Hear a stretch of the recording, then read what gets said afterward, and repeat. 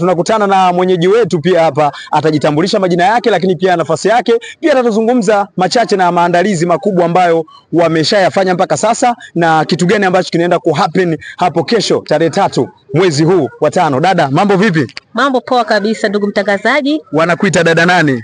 Wananiita Nabu. Jina langu halisi naitwa Zainabu Machengo. Mimi ni katibu wa Tanga Kwanza Jogging and Sports Club. Vile vile ni mjumbe mkuu wa maandalizi ya bonanza hili letu la 2025. Okay, sawa. Nataka nijue maandalizi mpaka sasa yako vipi? Maandalizi kwa kweli tunamshukuru Mwenyezi Mungu, mpaka hapa alipofikia maandalizi yetu ni mazuri kabisa. Nadhani watu wanajionea kama hivi tunapojitatu wanazidi kuingia kuanzia sasa hivi. Yani kuanzia Jumatatu ilikuwa ni wiki ya amsha katika maandalizi ya bonanza la Tanga Kwanza Jogging and Sports Club. Tumejipanga vizuri.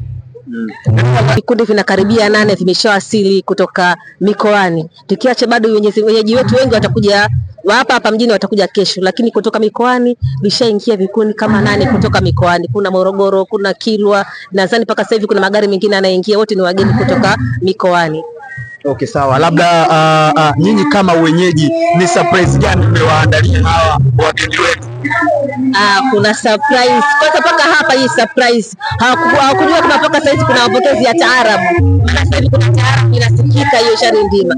Tunapinga ukatili wa kijinsia.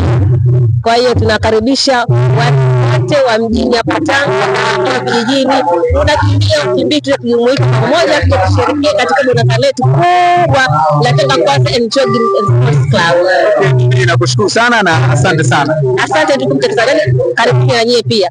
Asante sana. Huyo ni katibu msaidizi wa Tanga Kwanza Jogging and Sports Club akizungumza mengi hapa kwa maandalizi yapo vizuri.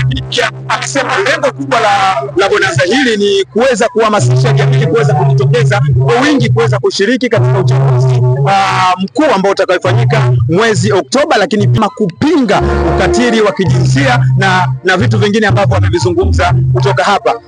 Nasema kutoka hapa jijini Tanga, sisi kama EFM Jogging Club endelea kupita katika kurasa zetu za mitandao ya kijamii, Facebook, Twitter pamoja na Instagram kupata update zote. Na nyuma ya kamera boy msafi, bila kumsahau Big Pepper.